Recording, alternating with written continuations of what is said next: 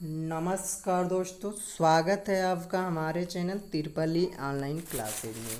तो मैं लेकर आया हूं आपके लिए यूपी पॉलिटेक्निक एंट्रेंस एग्जाम 2020 के लिए प्रैक्टिस सेट का पार्ट 9।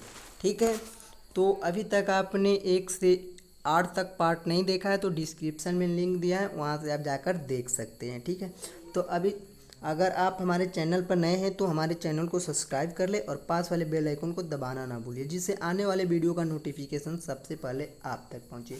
आइए शुरू करते हैं। आज का पहला प्रश्न क्या दिया है? तो सबसे पहले आपका पहला प्रश्न दे रहा है, वो ये दे रहा है CaSO4 का तुल्यांकी भार है। दिया है क्या? परमाणु भार कैल्शियम का 40, सल्फर का 32, ऑक्सीजन का 16। तो इसको क्या करेंगे? CaSO4 का तुल्यांकी भार पूछा है, तो इसमें फ्रेंड्स कुछ नहीं करना है आपको। क्या करेंगे? सबसे पहले लिखेंगे क्या? CaSO4 का अणुभार इजकल टू कैल्शियम का परमाणु भार प्लस सल्फर का परमाणु भार प्लस 4, यानी कि 4 इंटू ऑक्सीजन का परमाणु भार। ठीक है, तो अब क्या करेंगे? कैल्शियम का परमाणु भार कितना दे रहा है? तो कैल्शियम का जो परमाणु भार आपका दे रहा है वो 40 दे रहा है, तो यहाँ पे लिखेंगे 40 प्लस क्या हो जाएगा? सल्फर का परमाणु भार, तो सल्फर 32 प्लस 32, ये 4 आपका अपने जगह प्लस 4 इंटू ऑक्सीजन कितना दे रहा है? ऑक्सीजन दे रहा है 16, तो यहाँ पे 16 हो जाएगा। 40 प्लस 32, 16 चौको 64 हो जाएगा। 40 प्लस 32 प्लस 64 इक्वल टू कितना हो जाएगा? आपका हो जाएगा 136। ठीक है, अब क्या करेंगे? अब लिखेंगे क्या? तुल्यांकी भार। अब निकालेंगे तुल्यांकी भार। तो तुल्यांकी भार इक्वल टू क्या होता है? अणुभार बट्टा संयोजकता। ठीक है, तुल्यांकी भार इक्वल टू क्या होता है? अणुभार बट्टा संयोजकता। तो Ca2 पॉजिटिव की संयोजकता क्या हो जाएगी? +2 तथा SO4 2 निगेटिव की संयोजकता बराबर -2 हो जाएगा। ठीक है, अब क्या करेंगे? अब लिखेंगे का CaSO4 का तुल्यांकी भार। CaSO4 का तुल्यांकी भार कितना दे रहा है? वो दे रहा है 136। ठीक है, अब पान क्या हो जाएगा? संयोजकता। संयोजकता कितना दे रहा है? वो दे रहा है आपका कितना? 2 निकला है। ठीक है, तो 2 हो जाएगा। और 136 क्या? 136 अपन 2 कर देंगे, भाग कर देंगे तो कितना बार में जाएगा? 2 छक्के 12 हो जाएगा। ये आपका 1 निकल जाएगा, ये 6 उतर जाएगा, तो 2 अट्ठे क्या हो जाएगा आपका? 16 हो जाएगा, 1 काट जाएगा। ठीक है, तो 68 निकल जाएगा। ठीक है, तो आइए चेक करते हैं ऑप्शन में क्या दिया है। तो ऑप्शन में दिया है ऑप्शन नंबर सी में 68, तो इसमें ऑप्शन नंबर सी करेक्ट हो जाएगा। ठीक है, नेक्स्ट प्रश्न क्या दिया है? नेक्स्ट प्रश्न जो आपका दिया है वो ये दिया है, किस यौगिक में सहसंयोजक बंध नहीं है? Option A magnesium chloride, sodium chloride, C calcium oxide और डी इथेन। ठीक है, कभी कभी आपसे ये भी पूछ लेता है क्या? मैग्नीशियम क्लोराइड का फार्मूला होता है, तो मैग्नीशियम क्लोराइड का जो फार्मूला होता है आपका होता है MgCl2। ठीक है, क्या? MgCl2। और सोडियम क्लोराइड का आप लोग जानते ही होंगे NaCl, और कैल्शियम ऑक्साइड का CaO। और इथेन का पूछता है तो क्या होता है? इथेन का होता है C2H6। इसको आप लोग जरूर याद रखिएगा। ठीक है, तो इसमें क्या होगा? इसमें होगा आपका क्या? Mg जो आपका Cl2 और NaCl तथा CaO का निर्माण इलेक्ट्रॉनों के स्थानांतरण के कारण हुआ, अतः ये सभी आयनिक यौगिक हैं, अर्थात इनमें क्या आयनिक बंध उपस्थित हैं। तो C2H6 का निर्माण जो है, C2H6 का जो निर्माण है हाइड्रोजन और क्या? हाइड्रोजन और ऑक्सीजन। ठीक है, या कार्बन या हाइड्रोजन। ठीक है, कार्बन या हाइड्रोजन परमाणु के मध्य इलेक्ट्रॉनों की साझेदारी द्वारा होता है, अतः यह एक सहसंयोजक यौगिक है, अर्थात इसमें सहसंयोजक बंध उपस्थित है। किसमें? C2H6 में। ठीक है, इथेन में। ठीक है, तो इसमें आपका राइट आंसर हो जाएगा ऑप्शन नंबर डी, इथेन। ठीक है, किस यौगिक में सहसंयोजक बंध नहीं है इन चारों में? तो आपका है C2H6 में। ठीक है, इथेन में।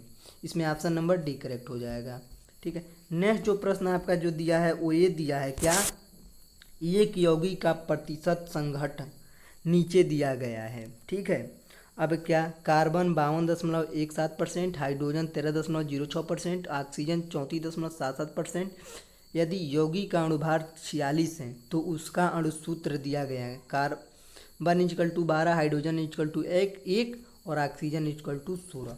तो सबसे पहले मूलानुपाती सूत्र ज्ञात करने के लिए क्या करेंगे, 4 5 कॉलम बनाएंगे। सबसे पहले में क्या लिखेंगे, 5 कॉलम बनाएंगे। उसमें लिखेंगे पहले में तत्व, दूसरे में प्रतिशतता यानी कि x, परमाणु भार y, मोल XY, सरल मोलर अनुपात। ठीक है। अब कार्बन कितना दे रहा है प्रतिशतता, कार्बन की प्रतिशतता जो दे रहा है आपका 52.17, परमाणु भार 12 दे रहा है कार्बन का, तो मोल क्या हो जाएगा, मोल हो जाएगा आपका 52.17 अपान 12 हो जाएगा। ठीक है। तो 52.17 अपान 12 इक्वल टू कितना हो जाएगा, इसको भाग देंगे तो 4.34 हो जाएगा। अब सरल मोलर अनुपात क्या हो जाएगा, तो 4.34 ये तो है। अब इसको अभी रहने देंगे। ठीक है। यहाँ तक पहले निकालेंगे। ठीक है। इसके बाद यहाँ इधर निकालेंगे हम लोग। हाइड्रोजन कितना दे रहा है, हाइड्रोजन की प्रतिशतता दे रहा है 13.06 और परमाणु भार जो हाइड्रोजन का होता है 1। अब हो जाएगा 13.06 बटा 1 इक्वल टू 13.06। ठीक है। अब क्या, अब दे रहा है क्या, ऑक्सीजन का, तो ऑक्सीजन का प्रतिशतता 34.77 है और परमाणु भार 16, तो 34.77 बट्टा 16 इक्वल टू क्या हो जाएगा, 2.17।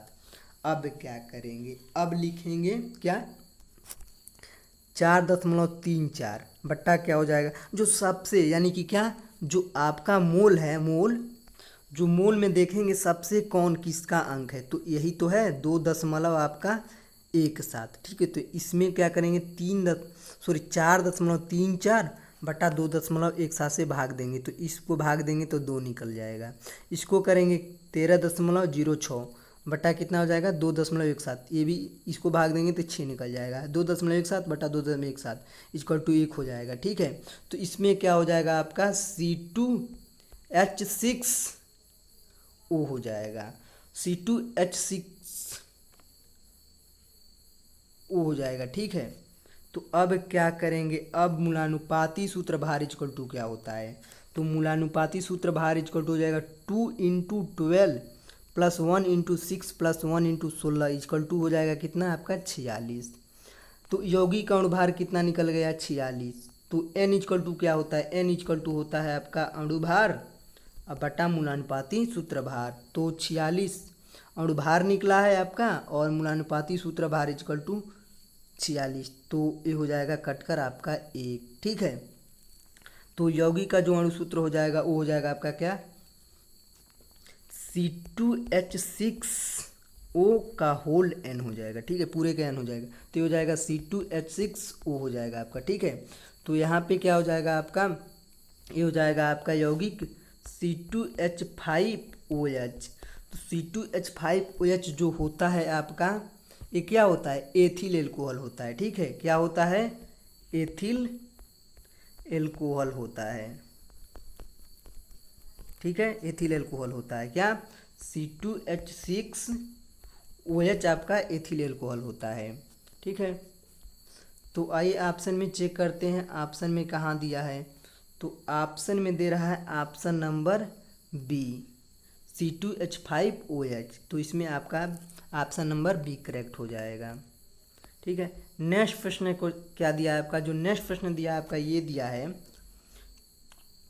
चुंबकीय क्षेत्र में उसकी दिशा के समांतर एक इलेक्ट्रॉन गति कर रहा है, इलेक्ट्रॉन पर बल ऑप्शन ए की दिशा के क्षेत्र के लंबवत होगी, बी की दिशा क्षेत्र की दिशा में होगी और सी क्षेत्र के विपरीत दिशा होगी और डी 0।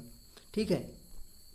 तो इसमें आपका राइट आंसर क्या होगा, इसमें आपका राइट आंसर हो जाएगा ऑप्शन नंबर क्या, डी। ठीक है।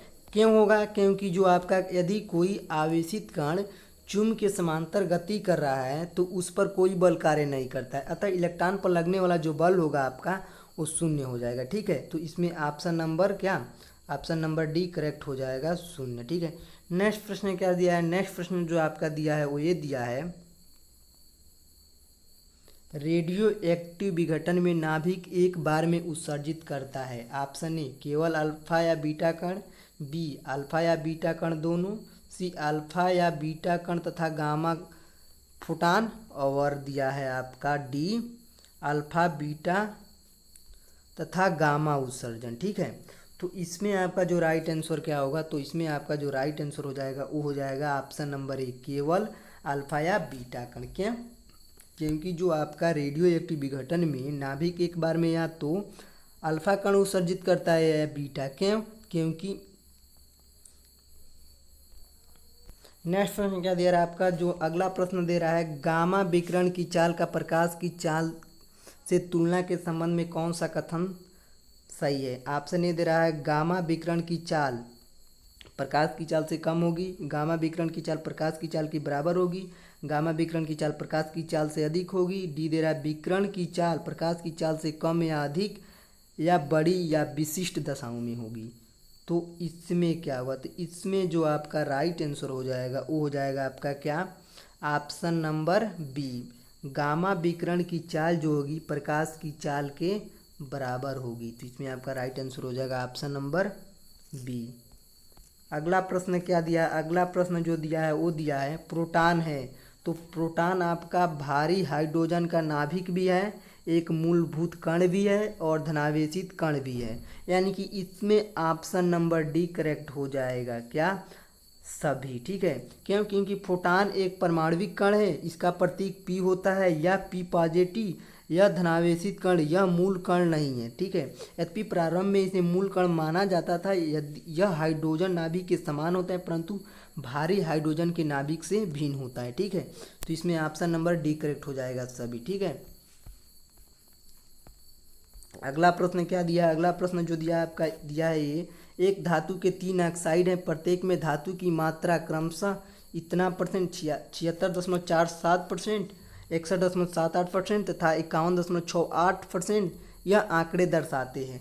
अगर किसी प्रश्न में ऑक्साइड आता है, ठीक है, ऑक्साइड आता है तो आप लोग क्या करेंगे, ऑप्शन के रिगार्डिंग क्या, गुणित अनुपात के नियम को टिक करेंगे। ठीक है, कभी भी किसी भी क्वेश्चन में अगर ऑक्साइड आता है तो वो आपका राइट आंसर होगा क्या, गुणित अनुपात का नियम। ठीक है, तो इसमें आपका राइट आंसर हो जाएगा ऑप्शन नंबर ए।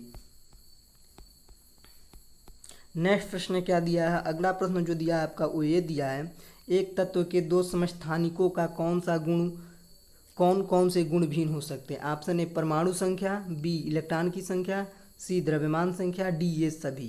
तो इसमें जो आपका हो जाएगा ऑप्शन हो जाएगा इसमें ऑप्शन नंबर सी, क्या, द्रव्यमान संख्या। ठीक है, क्यों? क्योंकि किसी तत्व के वे परमाणु जिनका परमाणु क्रमांक समान होता है परंतु द्रव्यमान संख्या भिन्न होती है समस्थानिक कहलाते हैं। जैसे आपका हाइड्रोजन के क्या होता है, प्रोटीनियम 1H1 ये आपका प्रोटियम हो जाएगा, और ड्यूटेरियम का हो जाएगा 1H2 और यहीं पे 3 लगा देंगे तो ट्राइटियम। हाइड्रोजन के 3 समस्थानिक हो जाएंगे। ये भी कभी कभी पूछ लेता है हाइड्रोजन के 3 समस्थानिक बताइए, तो हाइड्रोजन के 3 समस्थानिक जो हो जाएगा प्रोटियम, ड्यूटेरियम और ट्राइटियम हो जाएगा। ठीक है, अगला प्रश्न क्या दिया, अगला प्रश्न दिया है वो ये दिया है, एल्युमिनियम का ऑक्साइड है, ऑप्शन ए क्षारीय, बी अम्लीय, सी उदासीन और डी उभयधर्मी।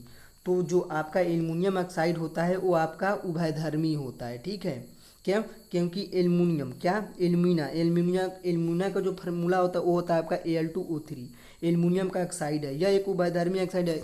क्यों? क्योंकि अम्ल तथा क्षार दोनों के साथ लवण बनाता है। ठीक है, क्यों? क्योंकि अम्ल और क्षार दोनों के साथ ये लवण बनाते हैं। इसमें ऑप्शन नंबर डी करेक्ट हो जाएगा, उभयधर्मी। ठीक है, अगला प्रश्न क्या दिया है, अगला प्रश्न जो दिया है आपका वो दिया है, धातुओं में द्रव है, ऑप्शन ए केवल ब्रोमीन, बी क्लोरीन तथा ब्रोमीन, सी केवल फास्फोरस, डी अधातुओं में कोई द्रव नहीं होता।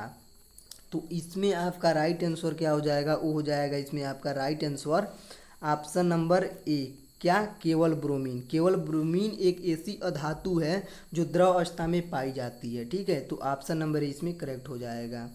आज का लास्ट प्रश्न क्या दिया है, आज का लास्ट जो प्रश्न दिया है वो ये दिया है, मुद्रा मिश्र धातु जो कि मुद्राएं सिक्के बनाने के काम आती है का संघट्य है, कापर 80%, SN 20%, कापर 85, SN 13 और पी फास्फोरस 2%, कापर 95, SN 4 यानी फास्फोरस 1, कापर 88 और SN 12%। तो इसमें जो आपका राइट आंसर हो जाएगा हो जाएगा इसमें ऑप्शन नंबर डी, क्या, कापर 88% और SN 12%। क्यों?